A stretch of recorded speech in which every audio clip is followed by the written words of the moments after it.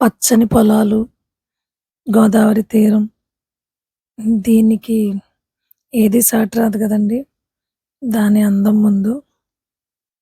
అసలు ఎంత చూడముచ్చటగా ఉంటదంటే అలా ఉంటది. అయితే నేను చెప్పాను కదండీ! నేనేమి ఎక్స్‌పర్ట్ కాదని వీడియో తీయడం. ఏదో అలా ట్రై చేశాను తీయాలనిపించి. అయితే మేము లాస్ట్ సాటర్‌డే ఒక ఫంక్షన్‌కి అటెండ్ అయ్యాము. సో, రిటర్న్ జర్నీలో వచ్చేటప్పుడు ఆ ఏరియాలో ఒక నర్సరీ చూసానంటే నేనైతే ఎక్స్‌పెక్ట్ చేయలేదు. ఆ రూట్‌లో ఇలా నర్సరీలుంటాయని. ఉంటాయి కానీ పామ్ ఆయిల్ ప్లాంట్స్, తర్వాత జామ్ ఆయిల్, యూకలిప్టస్ అలా అంటారు కదండీ! వాటికి సంబంధించిన నర్సరీలే ఉంటాయి. కానీ ఇలా ఫ్లవరింగ్ నర్సరీ నేను ఫస్ట్ టైమ్ చూసాను ఆ రూట్‌లో. అన్నీ చామంతులే. చామంతులు, గులాబీలు. అయితే కారు ఆపడానికి కూడా ఇష్టపడలేదు. కానీ నేను చాలా రిక్వెస్ట్ చేస్తే ఆపారు.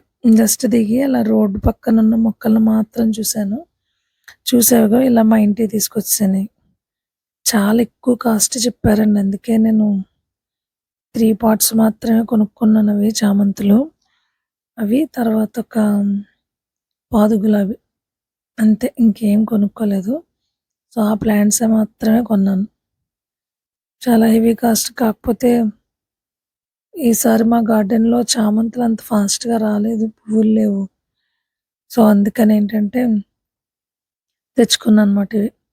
3 మాత్రమే తెచ్చాను. కానీ చాలా బ్యూటిఫుల్‌గా ఉన్నాయి. చామంతులు ఎప్పుడు అందంగానే ఉంటాయి గదండీ! అయితే నన్ను సర్ప్రైజ్ చేయాలని మా ఇంట్లో వాళ్ళు చేసే పనులు మామూలుగా లేవు. మళ్ళీ ఏవో మొక్కలు ఆర్డర్ పెట్టారు. నేను చెప్తూనే ఉన్నాను. ఇలా ఆర్డర్ పెట్టినవి అస్సలు ఫ్లవరింగే రావట్లేదు. లాస్ట్ టైమ్ పెట్టినయి 3 మంత్స్ అయింది. ఇంకా అసలు ఫ్లవరింగ్ లేదు, ఏం లేదు. జస్ట్ అలా గ్రోత్ ఉందంతే దానికి. సో, మళ్ళీ ఇక ఏవో కలర్స్ తెప్పించారు. అవేంటో గూడా తెలీదు. ప్లాంట్స్ అయితే బానే ఉన్నాయి.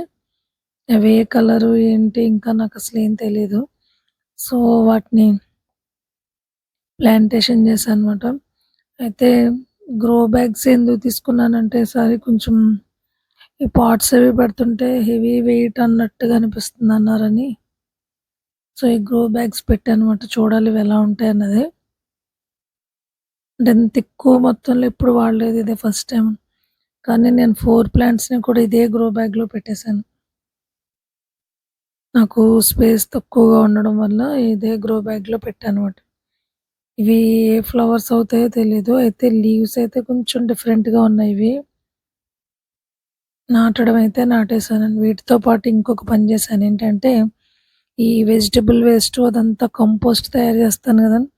అది ఇంకా కంప్లీట్ అవ్వకముందే ఏం చేశానంటే, కొంచెం దాని పైన మట్టిని ఒక 2 లేయర్స్ కింద వేసి, ఇలా కనకాంబరం స్టెమ్స్ అయితే పెట్టాను. అంటే కనకాంబరం మొక్కలు గూడా చాలా వరకు పోయాయి నా దగ్గర.